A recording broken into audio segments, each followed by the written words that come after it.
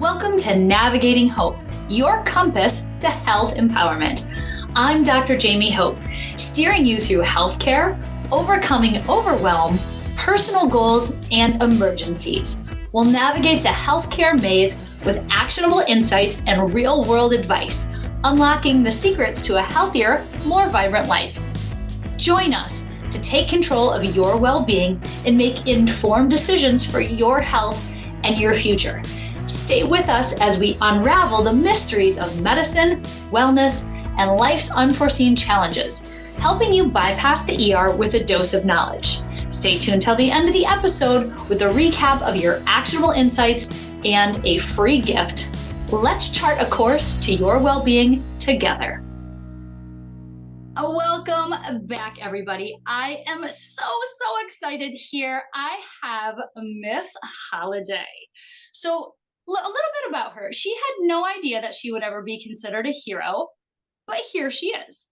Hailing originally from Aberdeen, Mississippi, in a predominantly low-income Black community, this amazing woman is transforming lives every day and helping do true wraparound services to reverse a crisis that impacts every corner of our nation. So not only has she worked as a nurse, she is a nurse practitioner, a family nurse practitioner, and working on her doctorate of divinity. So just an incredibly skilled, incredibly educated person that originally moved to California to follow a love interest and began working with LA County's homeless population.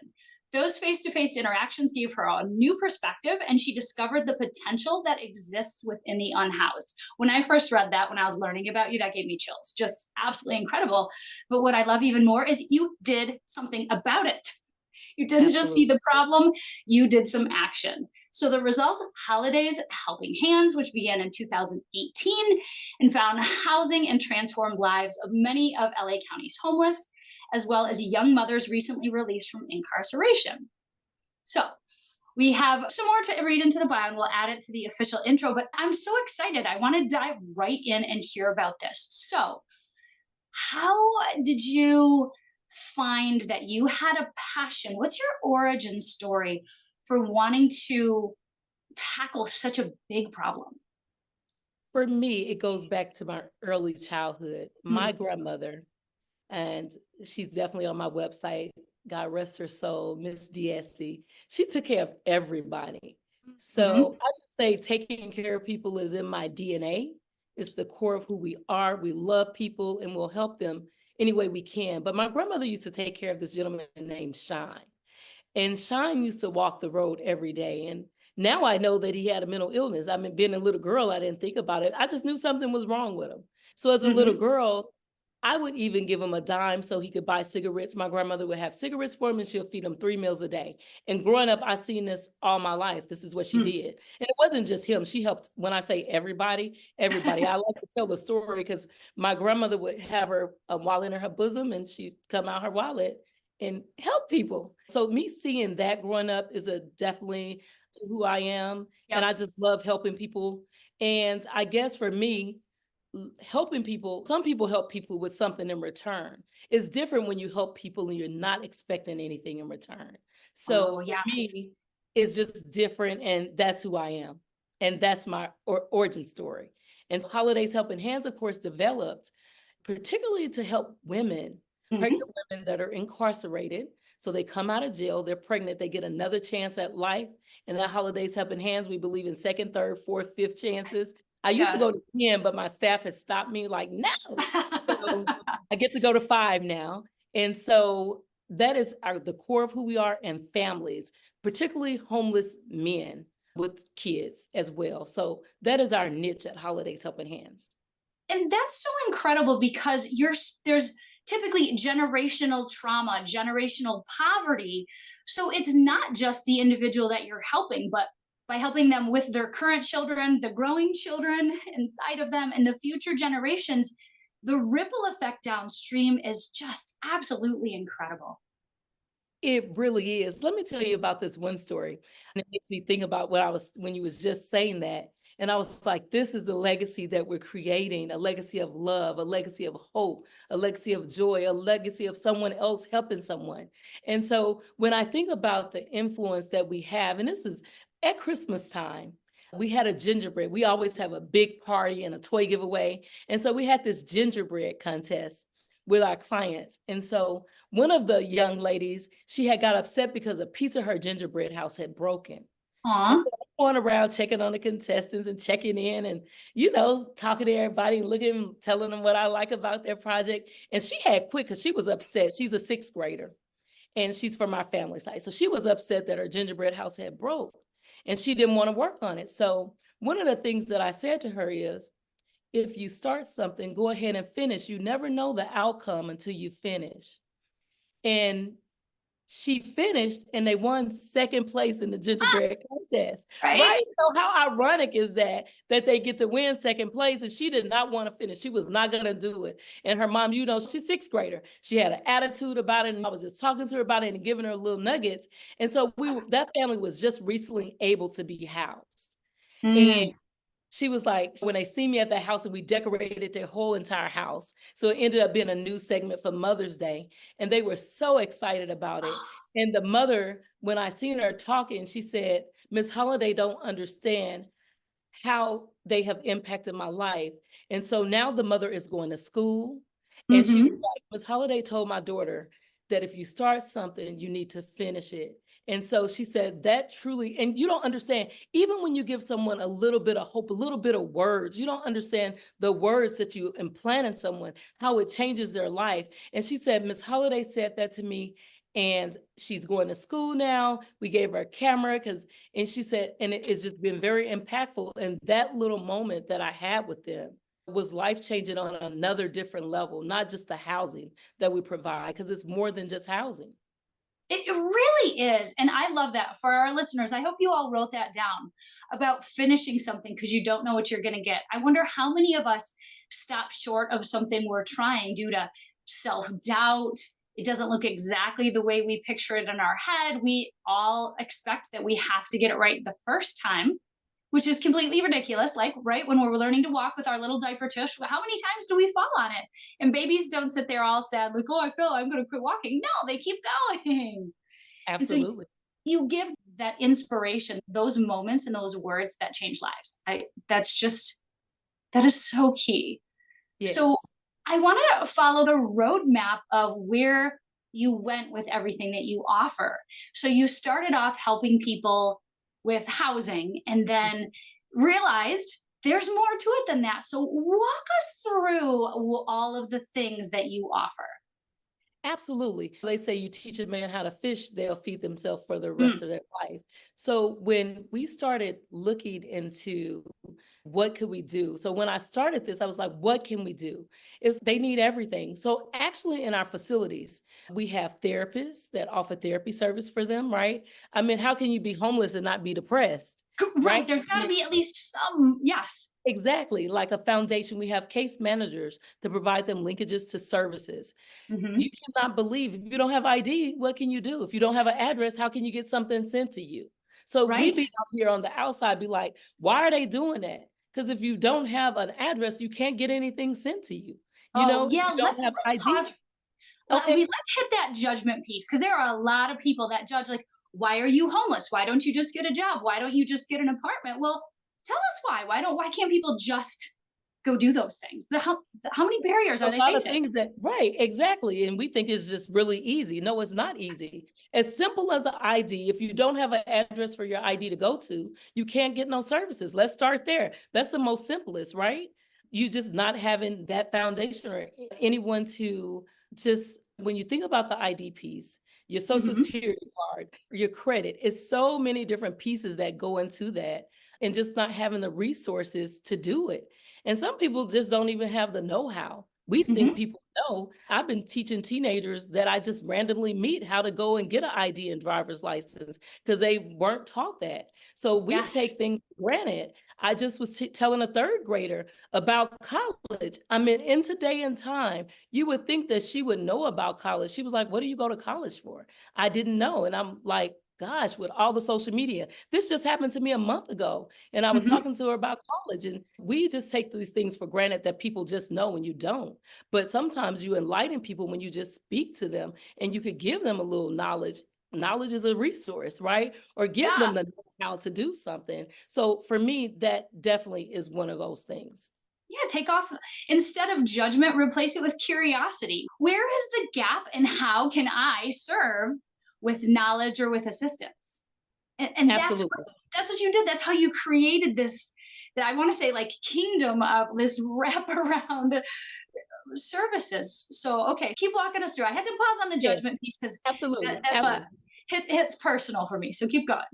And for me too, as a nurse, and I gotta be honest, I was making six figures, but for me, I had to take care of my mom who lost her job, and Hmm. I couldn't let my mom go homeless. I'm a single mom, and I worked 60 hours, 80 hours a week to try to maintain. So living from paycheck to paycheck, we wouldn't wait you a paycheck away from being homeless. Just depends on the circumstance and where you are. California has different resources, but when I look at Mississippi, Mississippi doesn't have disability. So if somebody loses their job because they're disabled, they have no way of getting income if they don't have their own disability insurance. So it's different factors that play into that. And like you said, curiosity is definitely the key to asking questions and just not assuming and then placing a stereotype on people just because that's where they're at this time in life.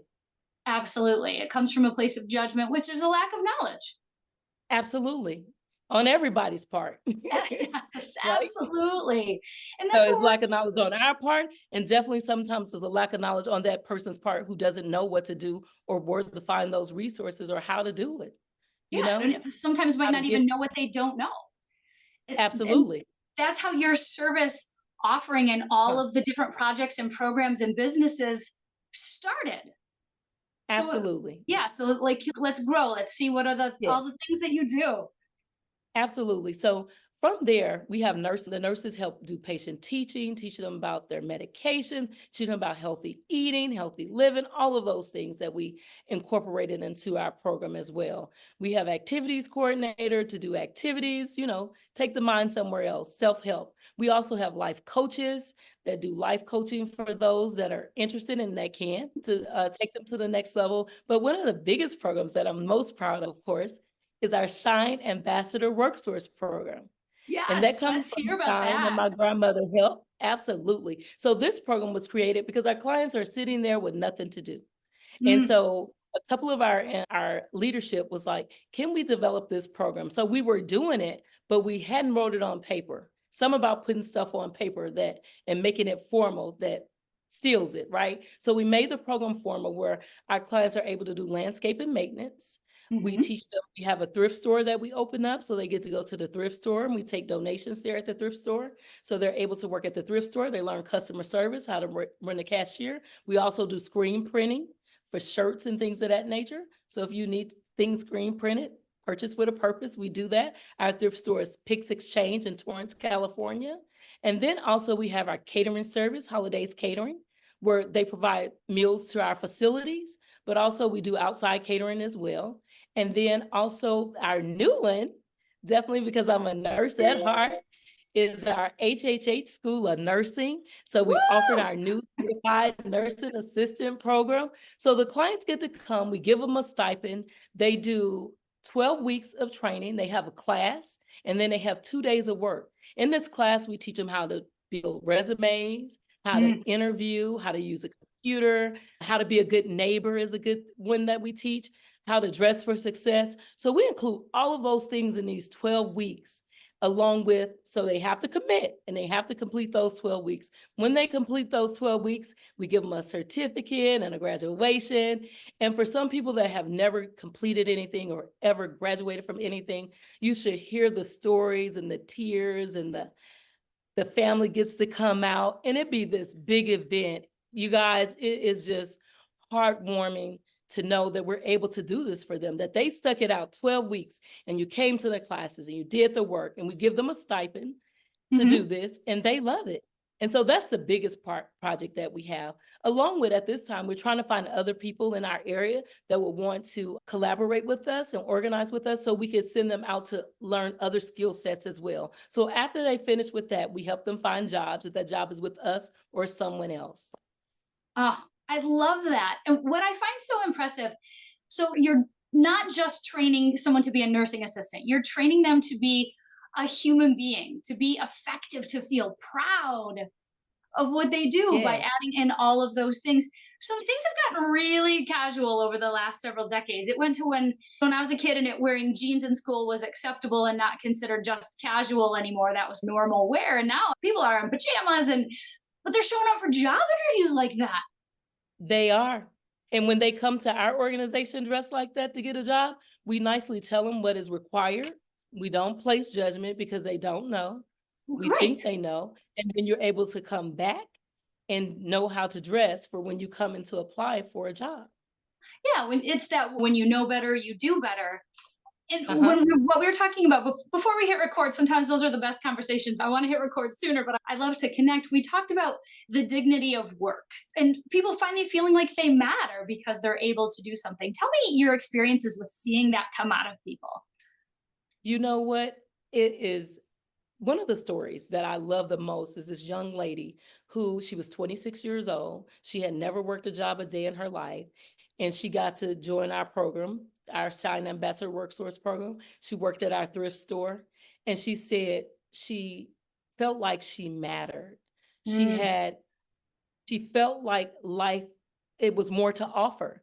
It gave her all of those things. People think something as so little as that would give this lady a whole nother sense of dignity, of pride, of hope.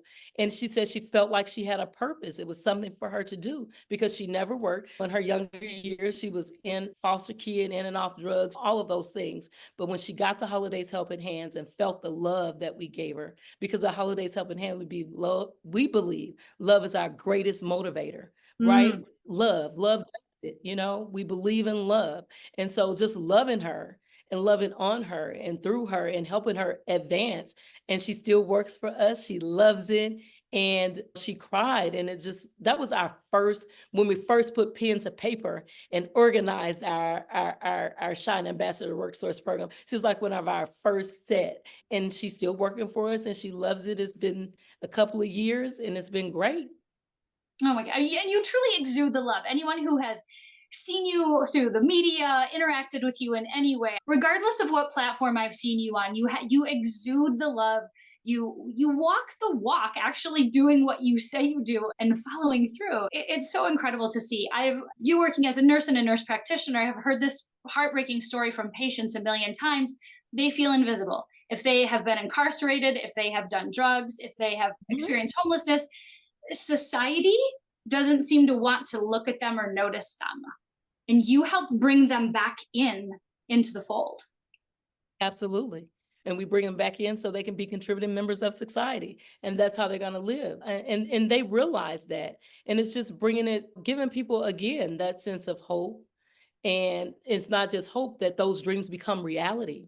And I think one of the things that I wanted to pinpoint is our Journey to Home roadmap, Yes. right? Yeah, I want to Um, talk about that because there's so many interesting things. People are going to think that this is only for people who are experiencing homelessness, but I want our listeners to perk your ears up because this journey and these skills apply to you. So this is the time where you get your pen out and we start learning some skills. Are you ready? yes. All right, So let's do it. definitely. Yes. So our roadmap to home, that's what it's called, right? So when the clients enter in to our facility, they're no longer homeless. We make sure they know they're aware of that, right? You have a home. This is your home. You have workers here to help guide you and assist you along the way. So we're your guiding. And so with this roadmap to home, right? I love Wizard of Oz. It's the yellow brick road to home. Ah, love it. So anyway, with that being said, we created this yellow roadmap. And so on this roadmap, it's their journey. So them coming into our facility. The next step is what documents do you need to get housed, right? So what documents do you need to get to the next level? If it's your ID, your driver's license, if you need to get a source of income, what does that look like? And so with them being homeless, they can get what in California is called general relief welfare is the Mhm. terminology for it across the. globe. And sometimes clients can work because they have serious medical conditions. Right. So they may have to get Social Security disability. Hmm. So all of those things is listed there. Our team is able to help them with that. And then the next step is, what do you want to do with your life? Do you want to go to school? Do you need a resume? Do you have any job experience? What do you want to do with your life? Right. So we map that out with them. And then the next step is like kids. What do they need to do with their kids? That next level, all of that is incorporated in until they get to their home and get their key. So it's this little roadmap that's created there. And then when they get to home and they have their little key, they have all of these resources that they need to guide them and able to keep their homes, right? It's one thing to get the home, it's another thing to keep the home. Yes. Yeah. And I feel like that's true for a lot of people with a goal. They might hit it, but then we need to maintain it. So this is not just a hand someone a Absolutely. key and they lived happily ever after, dot, dot, dot. You actually help with the dot, dot, dot part of that. Absolutely, absolutely. And the thing about it is, and they say you write the vision and you make it plain, right? So writing these goals, them writing their goals down helps them and it helps everybody. If you write it down, you're able to accomplish it because you're able to see it. Yes. Oh my gosh. The difference between having a goal in your head and writing it down is just exponential in terms of the odds that you will be successful with it. And you help with that accountability piece because that's another key feature of any type of goal setting is you're their guide, you're there with them and help keep them on track and keep them accountable. Yes. Okay, so they have the key, they open the door. What's next? So once they get home, for those that can work, and I always say this because I don't want everybody to think that everybody can work, because that's not the case. For those that do, my team also, we do a 30-day check-in with them. We do a 3-month check-in with them. Mm, We do a 6-month check-in with them. We do a year check-in with them to make mm. sure that they're able to maintain their home. That's what we do on our part. And anything that they may need outside of that, we have different events going on, like our backpack giveaways, our toy drives for the ones that can't obtain a job or food or things of that nature. And we still provide or help assist them outside of when they're no longer within our facility at Holidays Helping Hands. Nice. So their worth is not defined by their job. Their worth is defined, they have intrinsic worth because they exist. Absolutely. And so you are in process of getting your doctorate of divinity. I have to believe that this has played a role in guiding you along this path that you're on. Can you share about that with us? Definitely. So this is my story about this honorary Doctor of Woo! Divinity. Mhm, Look, this is a whole story. I had signed up for school to get my doctorate degree in organizational leadership. And I had started, I was 2 weeks in, and I almost forgot to do payroll. I think I had an hour or two left to do payroll. And I really had just started the company, right?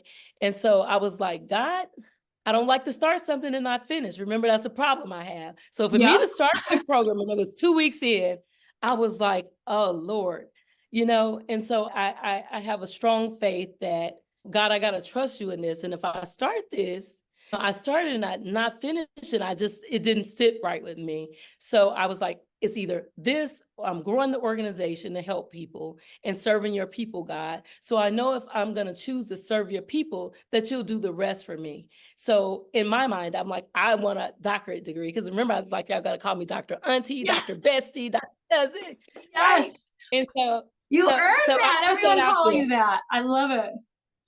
They already started. So Yeah, good. I put that out there to say that I put it in the universe. I put it out there to God. Like, I know that someone is going to give me an honorary degree. And so this upcoming next month, I get my honorary Doctor of Divinity degree for the work that I have been doing across the United States and world, because we are going to Africa and we're doing some work in Africa too. That is how I ended up with my Doctor of Divinity degree, and I'm proud of it. And being a single mom myself, a teenage mom, I had my son at 18, Mhm. and being from there and seeing where I am now, it has been an amazing journey. And it hasn't been an easy journey. I don't think nothing in life is easy, but after the storm, there is the rainbow. And I seen some double rainbows the other day. I was like, oh my gosh, double rainbows. I love rainbows. Yes. Oh, I love it. Yes, so now I'll be doctor, and so I'm excited about it. I still feel like I gotta go to school, that's a problem. Right, I know. I understand that. I'm like, oh, I should let me go for this and go for this and get another degree. I'm like, okay, I got to stop it. But while you're doing that, while I'm doing that, we're serving the people. We're making a difference. We're changing lives, and you found this path because there's a lot of ways that people help those who are homeless, those who are struggling with jobs, and with a piece of the puzzle from here into the house, but there's kind of the what's next, or even recognizing, let's bring this person who's been marginalized and treat them like a human being, right? Nice concept. and Uh-huh. and Great bring them concept. in. Yes, and you created this wraparound of humanity in Yeah, elevating these people. Did we? And I feel absolutely. like we didn't even list all of them yet. We haven't even gotten to all of the things that you do. This is like Absolutely, we have not. it's you're like, but wait, there's more. Let's make sure that we cover everything because you do all of these other things. You are a CEO, you're successful. And I love that you said it wasn't easy. Because sometimes people see the after picture. You are gorgeous, you are poised, you are successful, you are making the difference. And so people, it's like an after picture in an ad, but people, and then they might see the before picture, a single mom as a teenager, but that middle process, that struggle, that's what you do. And you share that part. And that is so important. Absolutely, and people don't see the late nights that you're up studying, the 60 hours that you work, and all those other things that go the back end. Even now, I mean, there's no 8-hour days for business owners and people that operate. I would like to know one. There's nobody that I know that just works 8 hours. Right. So it's still all of those things that goes into just life, because life is gonna life, and it's up to you. Because I'd be like, life be lifing, and it's up to you to decide when you want to start doing whatever it is that you want to do. We'd be saying, what am I tell them? They'd be like, I'm trying to. When you're trying to do something, what does that mean? You're not Mm-hmm. doing it. So you don't tell me that you're trying to, either you're doing it or you're not. And so when I teach my son and the boys that, they know that they can't tell me they're trying to do anything. Because when you're trying to do it, like my struggle is I'm trying to lose weight. That's why I got it from this weight loss thing. Because I'm like trying to, I ain't eating right, ain't exercising, because you know the things that sometimes that you need to do, right? And drink your water and all these things, and I'm just not doing it. So you can't tell me that you're trying to do anything. So there's a lot of people here who are listening that can relate to that, whether it's with the weight or they're trying to get more organized or trying to do Trying something. to, So trying Miss to. Holliday, Dr. Holliday is about to cut that right out of your vocabulary. And what are we going to replace it with instead? What are we going to say? I'm doing it. Yes. And you're Absolutely. truly an example of that. And it's like we're all humans. We can be doing it in one area and trying not doing it in another area. But you have the roadmap, you have the skills. We just have to want to apply it to that other area. Absolutely.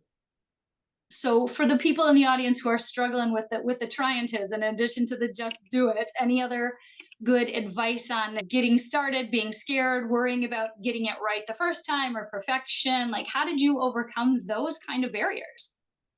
You know what? You definitely, it's fear when you feel like you're doing something that no one else is around you have done. With the internet today, there's so many great resources. Mentoring is definitely important, right? Finding someone that can mentor you to do those things as well. So mentors, that is really key because you have mentors that you know in real life. There are mentors that you can hire. There are mentors with people that you can follow on social media like you. And even if you can't mentor everybody face to face, they can follow what you do, look at your content and all of those type of things. So there's a lot of ways to get mentorship, right? Absolutely. And just one of the things I always be like, just step into it. You Mm. have to spend time building what you want to do. And for me, when you are living and working in your purpose, because God will give you the desires of your heart. And when you're in your purpose, it doesn't feel like work. You'll spend all day and all night like doing whatever it is that needs to be done to get there. And people like to do stuff for the fame, the money. And if money is your leading factor, it's just not gonna sustain. So you have to do it for the love. And when you do it for the love of what you're doing, the money is gonna come. And whatever Mhm. else behind that that needs to come forward, because if that's your desire, it's gonna come. And Yes. so That is one of the things I truly believe in. So when I started building my organization, truly it was just to help people. It wasn't to be famous or to have money. It was like, how can I truly help people? Right. And make a difference in someone else's life. So for me to leave this legacy of love, the Yeah. legacy of hope, the legacy of caring, that's the legacy that I want to leave, and that it be passed down to the other generations. People look at passing down money to the other generations, but don't necessarily need to do that. We can pass down the love, the hope, the joy. All those things are resources that be passed on to your generations that will live for years.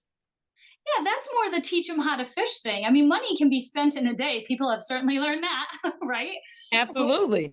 but when you have that joy, the passion, that hope, those things that you are passing down, and that to the people you interact with directly, anyone who is just anywhere in your atmosphere can feel that. And then they get to spread that forward. Like they say bad news can ripple, but I feel like that I don't think it ripples with the same kind of power as hope and joy and love. I just feel like that's so much more incredible. I agree with you. You're absolutely correct. And they do say bad news travel fast, but it's bad news, and good news travels fast, but it lasts long. That's the Yes, difference. It lasts. yes, yes. All right. So, what are your future plans? You talked about going to Africa. So, what is the vision coming up and the ways that you're going to continue to just make a significant impact on the world? Absolutely. I think one of the biggest things for us is bringing in the affordable housing. As we know, Mm. LA has over 70,000 people just in our area that is homeless, right? And Hmm. housing have been a bottleneck for us. And I think I didn't really like touch on that about once they get their vouchers or things to Hmm. be housed, people want let them get housed because your income got to be 3 times the amount, right? So we have clients that have sit for a long time because maybe their credit wasn't right. So it's all those things that stops people from getting what they need to get. If your credit is not right, I could put in the application, the money to put in the application. It's a lot of different things that go with that. So for us, affordable housing here in my hometown in Mississippi, we're building 100 units of affordable housing because housing is an issue here. The thing about Mississippi is you really won't see people homeless because they what you call couch surf. They live on the Mm. couch. Everybody lives in the house together. So they don't really, we had thunderstorms that came through that have really made people homeless around the area. And they just live with Wow. family members because housing is not being built here. So I started here to build affordable housing here to just see how it would go before I bring it out to my LA area. And so our LA areas after this project, we'll be building affordable housing in LA area, and ours to be 100% affordable housing, right? To Hmm. provide housing to people and senior housing. And of course, our School of Nursing will be in Africa. We're partnering with another organization, a 17-year-old now, she was 16-year-old, that does great work over in Africa, and she inspired me. So she's building a community center, and within that community center, we'll be offering our HHH School of Nursing. So we're getting that off the ground. So those are some of the great things that we're doing at Holidays Helping Hands. And along that, we're pulling in our clients that are able to do the work as well to help grow that. Yes, it helps keep them connected, keep the Uh-huh. dignity, keep all of those things. It's just, I know I've said wraparound services a few times, but in my head, I'm really feeling hug. Like I feel like this is a, Yeah. oh my goodness. Okay. So, what else can we know about HHH? How can people, if they're listening to this and they're like, great, I'm going to use these skills and apply it in my own life with goals and struggles, then we have absolutely been successful here today. And I know that there are going to be some listeners who are called to want to learn more, to do more, and get involved. So, how can they get involved? Whether it's time, talent, or treasure, right? So, whether they can donate their time, whether they've got talent like a platform or an audience they can share this with, or treasure, because right, every organization needs some type of income to produce. So, how can our listeners get involved? That's a great question today. So definitely with their talents, we do have volunteering opportunities. If you go to our website, it's www.holidays, that's holidays with 2 L's, Yeah. hh.org. So you can go to our website and see a list of our events, our community events. We're out there in the community doing outreach. So if you want to get out and walk the streets with us, you could definitely Yes. do that. And for the treasures, of course, donations are always loved. If you go and look at our website, you'll see where we furnish the homes. We have Mm. what you call Make a House a Home. Oh. And so when a home is different from just a house, right?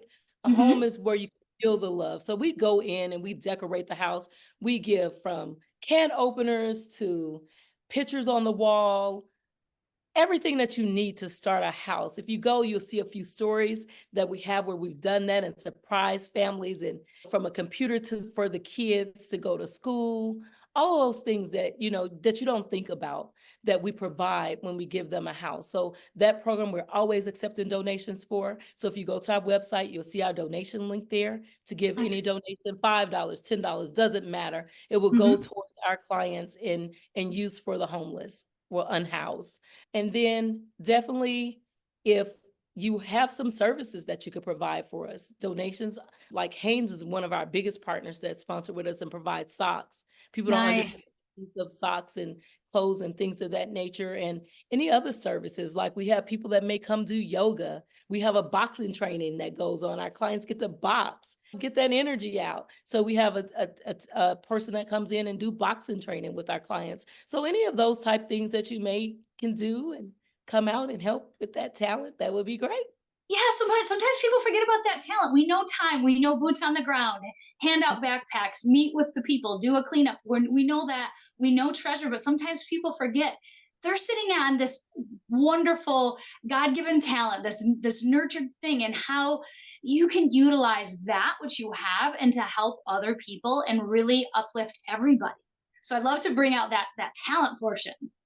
Absolutely. And that talent, it would be so fulfilling it's so fulfilling for people when they're able to do that and volunteer that time and do that. And however, people just love it. And it's definitely be a fulfilling moment for you in your life and giving a sense of purpose.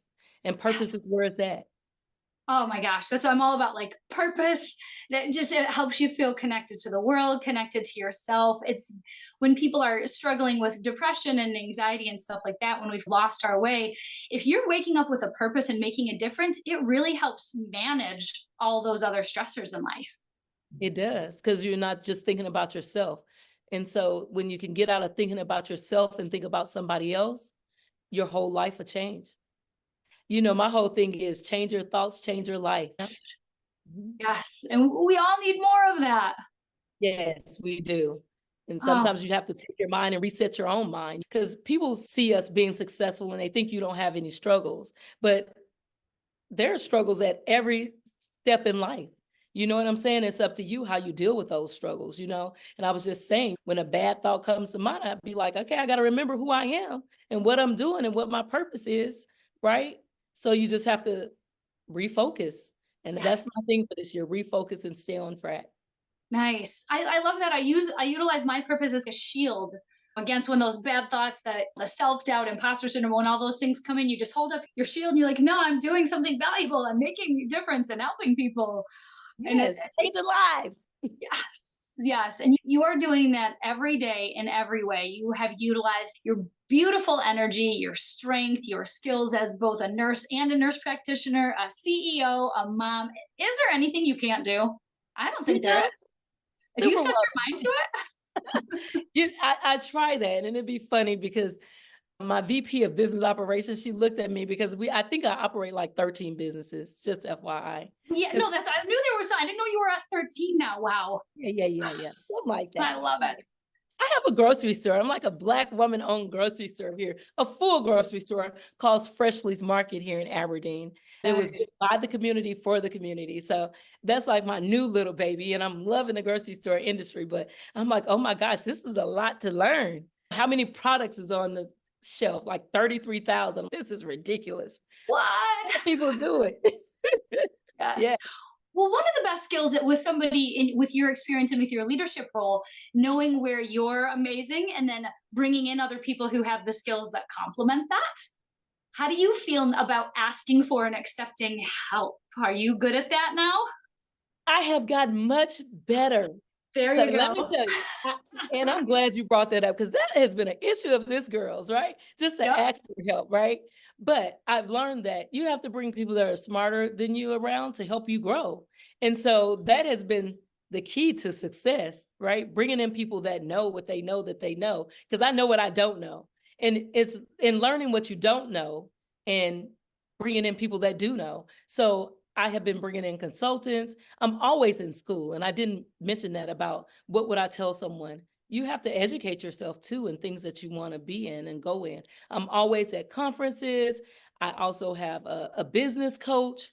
It's like you have to invest in yourself, and people don't believe in investing in self. Whatever that is and whatever you want to accomplish, you have to invest in yourself. You have to find it important for you. And then again, people make time for what they want to make time for, and it's making that time as well. I forgot what I was talking about. No, this is wonderful. Like, just it's about help. I love it. Like, you got to continue to educate yourself, continue to Yes. grow, understand that you're going to have areas that you're not the best at, bringing in people who can fill in those gaps. What I love about you is that you, like, having a coach, having other people, having employees, having help, utilizing services does not diminish you, right? It helped make you. It does. You could believe it. It makes you such a better person. I'm like, oh my gosh. I have a faith coach, and my faith coach was walking me through some stuff yesterday. And she was like, I'm not saying you did bad. I'm like, I know you're not saying I'm doing bad. You're my coach. You're coaching me. Just like a coach for a team. They coach their players to get better. And it depends on how you look at it. She's my coach. She's helping me improve. So she's showing my areas of where my weakness and how I need to improve those areas to make them strengths as well. Right. And then taking your strength and making your strength stronger as well. So all of those things go into that. And I didn't know about those things until I surrounded myself with people that said, hey, you need to do this. Or me reading like John Maxwell leadership books. One of Yes. the things Oh, he was saying read. is like, Yes. John Read. Max was like, you need a mentor. I was like, who can mentor me? Like, I'm looking around like, he's saying you need a mentor. I mean, I'm a little black girl that came from Mississippi who mom has a sixth grade education. So Right. when I think about those things, her and my dad, when I think about those things, I'm like, I had to look outside of my area, had to look outside that box. And I had to reach out to people. And now asking for help is so simple because it's like people are, it's the connection with people. Like once you know somebody, and if they know somebody, they can refer them to you. And it's great. Life is about connections and being successful, period. Yes. And I bet that when you first started doing exercise, it's like that asking for help or accepting help or utilizing it, it's a muscle. Mine was very weak when I first started. I acted like I was going to burst into flames if I let anyone help me. You have to work hard and bootstrap and be self-made. And while you have to be the one doing the lifting and the work. There's no such thing as self-made. You know what? I was gonna go back to that because when people say they self-made, Yeah. ain't nobody self-made. And if you self-made, there is no way you did it by yourself. Because I have Uh-uh. to think, look, I have to thank everybody that works for me, right? Because if they're not there working, I couldn't be here and they're sweeping my floor. I Right. can't be there cleaning my house, running 13 businesses. So Right. you're not self-made. You got to look at all those people around you that's helping you get to the next level, if it's voluntary or involuntary. However, I'm trying to think of the word I want to use for that. But when you start thinking about all of those things, the people that babysit your kids, the people that pick up your girl, all those little things, is you're not self-made. I just don't understand it. I don't understand the self-made people. Yeah, we need to stop trying to reward and trophy for things that are nonsense. Like, oh, here's a trophy, you didn't sleep enough. Here's a trophy, you burnt yourself into the ground helping other people and didn't make some time for self care. We need to stop that nonsense. Absolutely. I agree 110%. Because you've got to be giving from a full bucket. So let's wrap up with, tell me, so you're running 13 companies. Your hands are just lifting up so many people. You can't be doing that from a place of complete overwhelm and depletion. You've got to have abundance in your heart and in your health first. So tell us about how you care for you so you can care for everyone else. So look, I love massages. Look, I go Yes. to the $20 massage spot. Don't take a lot. Look, it don't take a Right? lot, $20 for 60 minutes.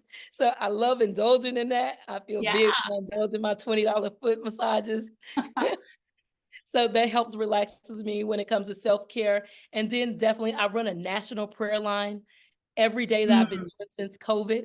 We are in year 4. And so I do that as well. Meditating and reading the word is very important for me. People are just reading self-help books, whatever works for you. This is what works for me, right? mhm. Definitely prayer and also like spending time with family. I have made it now where I had gotten really bad, but I made it now where I make that time. Because remember, I said people make time for what they want to make time for. So I'm intentional. So my Mm, word for myself is this year is Tina, you got to be intentional. That's being intentional with my staff and meeting with them and coaching them, being intentional with my family and friends and finances. Those 3 F's, family, friends, and finances, oh yeah. baby, all of that. You got to be intentional about it and being a good steward. And also always giving. You can't, if your hands are closed, you can't receive anything in something closed. But if you open them, you Mm, open it to receive and you open them to give. And so for me, I make sure that I am donating to somewhere, somebody. Mine is a church because I'm a church. yes. So Yep. I make sure that I give my 10% and a little bit more. I say 10% because they said that's the rule. So I make sure I give my 10% and above that.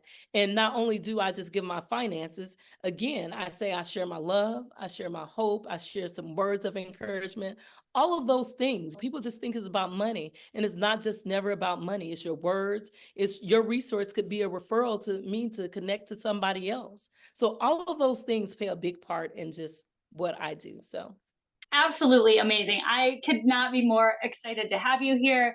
I want to connect you with so many more people. I have a list, but yeah, thank you. I know, right? So, but truly, truly, you're helping the people that not everybody was helping, and you're bringing them in. You're welcoming them back in, giving them that hug. Just absolutely making such an incredible difference in the world. It just shows through everything you do. So thank you, seriously, Dr. Holliday, about to soon to be Dr. Holliday. Thank you for the difference that you make in the world. And thank you for being here with us today. and thank you, thank you. And definitely, I definitely like to turn the invisible into visible. So that Yes. is our mark and making sure that, and one of the other reasons why when I started my organization, I made sure that the food that they can eat is the same food that I eat. So you can't go to my place and not be able to eat the same food. What they eat, I can eat. We all eating the same thing, no different. And so when I started, because I worked at another organization and I didn't like the food, that's where Mhm. holiday catering evolved from. Because I'm like, just because you saying I'm homeless don't mean I have to eat a bucket of soup every day or a slop for dinner. No, Right. we have to treat people like they're human. And the golden rule, they say, is treat others the way that you want to be treated. And then the other one is treat people the way they want to be treated. But for me, if I'm going to eat a fish, they're going to eat fish too. I can eat the meals that they're eating. So when you're going to these organizations or donating, make sure people are doing what they say they're going to do and make sure that they are treating the people with dignity because that's very important. And my facilities are clean. They don't have a smell. I could sleep there. And if I Yep. can't sleep there, it's a problem. I should go right now to one of my facilities and be able to sleep there at night and not be worried about my safety or any of those things because that's the type of operation we run. Wow. That's incredible. Mhm. That's how it should be. Absolutely. I hear your grandmother coming right through you. Should be so Yeah. proud. Oh, I love it. Well, thank you again for being here. Thank you, Dr. Hope. I really appreciated this time with you. Thanks. In our latest episode, we had the privilege of speaking with Katina Holliday, the founder of Holiday's Helping Hands. Katina's organization provides comprehensive services to help homeless individuals regain dignity and thrive. Here are the key takeaways from our insightful conversation. Number one, grandmother Desi's wisdom. Katina shared the valuable lesson from her grandmother Desi. If you start something, go ahead and finish it because you never know what great things will happen. This wisdom has been a guiding principle in Katina's life and work. Number two, teach a man to fish. One of the core philosophies of Holiday's Helping Hand is the importance of empowering individuals. Instead of just providing immediate relief, the organization also focuses on teaching skills and providing resources that enable people to become self sufficient for the long term. Number three, compassion over judgment. Katina emphasized the importance of looking at people who are homeless or struggling with curiosity instead of judgment. We don't know the circumstances that led to their situation. Katina's approach encourages us to consider if we had been through their exact same circumstances, we might be in the same position. Number 4, the unpredictability of life. This discussion highlighted how quickly life circumstances can change for any of us or our loved ones, potentially leading to struggles or homelessness. This understanding fosters empathy and compassion for those in need. Number 5, systematic goal setting. Katina talked about the importance and the significance of setting goals and having a systematic way to achieve them. Writing down goals and following a structured plan can make a big difference in achieving success. So, lastly, your call to action. If you feel inspired to help those in struggle or in homelessness, we encourage you to visit Holiday's Helping Hands. The link will be in the show notes. Whether you can donate time, goods, or money, your contributions make a meaningful and lasting difference in someone's life. And we'll end with your free gift. As your special gift, we are giving you a Smarter Goals worksheet to help you set and achieve your goals effectively. This worksheet is designed to guide you through the process of setting specific goals, getting in touch with your motivation, your action steps, overcoming your roadblocks, ensuring that they're time bound so you do achieve them, learning to evaluate and evolve, and reward yourself in the process of goal setting and goal mastery. You can download this free worksheet right now by clicking on the link in the show notes. Thank you again for joining us, and we look forward to seeing you in the next episode of Navigating Hope. Thank you for tuning into Navigating Hope with me, Dr. Jaime Hope. It has been an honor to navigate the realms of health and wellness with you today. Remember, in the journey toward a healthier life, knowledge is your compass. If you enjoyed our time together, please share, like, and subscribe to Navigating Hope. Join us next week where we'll continue to empower your health journey, arming you with the wisdom to navigate life's challenges and keep the emergency room in your rearview mirror.